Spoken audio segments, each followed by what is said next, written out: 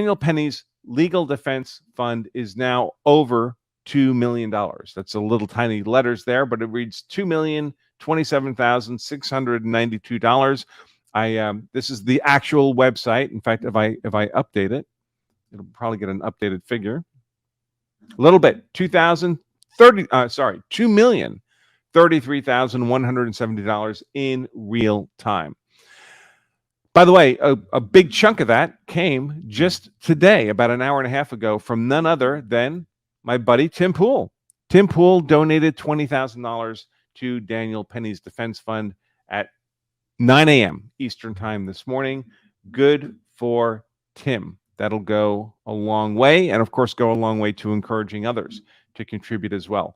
Now, I know to many of you, $2 million is going to sound like an insane amount of money for a criminal defense. Well, I can tell you that the George Zimmerman legal defense, having spoken with his defense attorneys, the Zimmerman legal defense billed out at about $1.7 million. $1.7 million.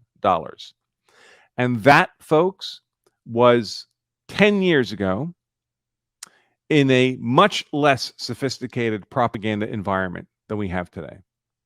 The Benjamin Crumps of the world who are active in the Zimmerman trial are much more sophisticated in their propagandizing efforts today, having 10 years of experience doing this now, than they were back in 2012, 2013, which was the period of the Trayvon Martin shooting and the George Zimmerman trial. So we also, of course, have to adjust for inflation. Now, I haven't actually done this, but someone had sent me a calculation that seems reasonable enough to me, indicating that if you take inflation into account, especially the Joe Biden version of inflation, turboflation, 1.7 million 10 years ago is about 2.4 million today, in which case Daniel's still short in inflation-adjusted dollars compared to what Zimmerman had. Of course, Daniel's still raising money. He'll have plenty of time to do that. I have no doubt that he will exceed, even in inflation-adjusted dollars, what was raised for George Zimmerman. And why do you need this much money? How much can Daniel Penny's lawyer possibly be billing per hour? Well, it's New York City.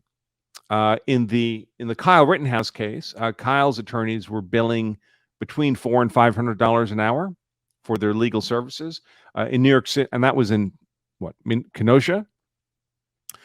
In New York City, I can assure you that cost is at least double that amount. So at least $1,000 an hour, perhaps more. But the truth is that the lead counsel's billable rate is only a tiny fraction of the total cost of running a comprehensive, vigorous legal defense in this kind of politically energized, racially energized case. If this trial takes a year to occur, that's a year of propagandizing. We'll see by Benjamin Crump and the state, mostly Benjamin Crump, because he has the money to spend on propaganda. But any opportunity the state has to appear before the media and propagandize against Daniel Penny, they'll do that. A lot of the state's propagandizing is more by omission than commission. The Benjamin Crump type of propaganda is typically to just spread outright falsehoods throughout the media that the media is more than happy to repeat, and people will see thousands or tens of thousands of times until they believe the lies are the truth. And they won't be dissuaded by the truth because the public won't watch the trial, even if it is televised, which I would think would be, frankly, unlikely, although I certainly hope it is. But unlikely for political reasons, not for legal reasons.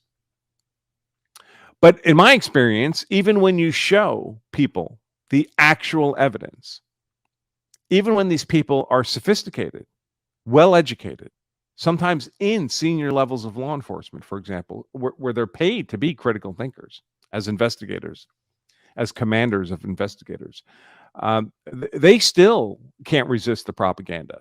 So I teach occasionally at the FBI Academy in Quantico in an auditorium with some 300 seats in it, senior level law enforcement from all over the country, FBI special agents, and I typically talk about exactly these kinds of high-profile, politically energized cases.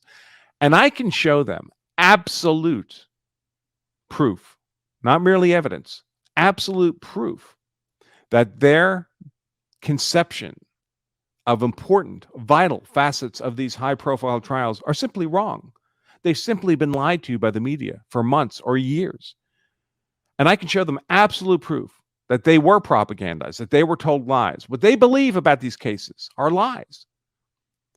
And maybe half that audience can accept the truth. And the other half of that very sophisticated audience, their faces turn to stone when confronted by absolute proof. Why? Because they've heard the opposite thousands or tens of thousands of times in the media. Even worse, they've repeated the media reports as if they were true. So they now have an ego investment, an emotional investment in the lie.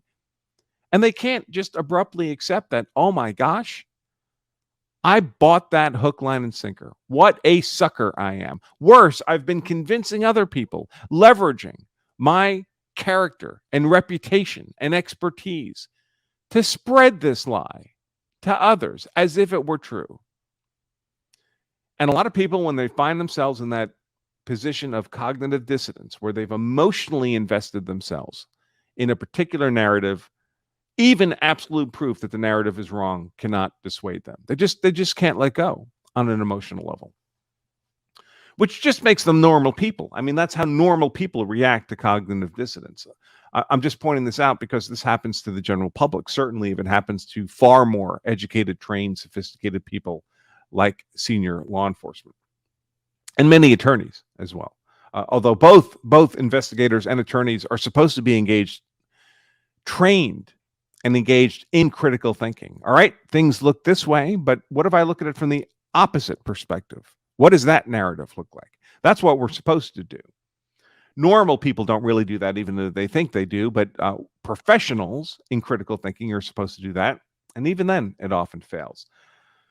So Daniel Penny's going to be facing a year, maybe a year and a half of this kind of vigorous propaganda campaign against them. It's obviously already begun within 24 hours of the event. Like this was a 15-minute chokehold, for example. Obviously a lie. It's not clear to me there's any evidence of a chokehold at all. Unfortunately, my clean video, the entirety of the 3.5 minutes or so of video of Penny's restraint of Jordan Neely is back at my office, and I'm still on the road. And you won't be surprised to learn it's shockingly hard to find a clean copy of that video on the internet. Because what you find on the internet when you Google or search for that video is a lot of edited versions, a lot of carefully selected portions of the totality, not the truth, but propagandized versions of that video. But I'll be back in my office shortly, and we'll share that video, the clean video, the complete video with all of you again. So a couple of issues have come up. One is, let's see if I have it here.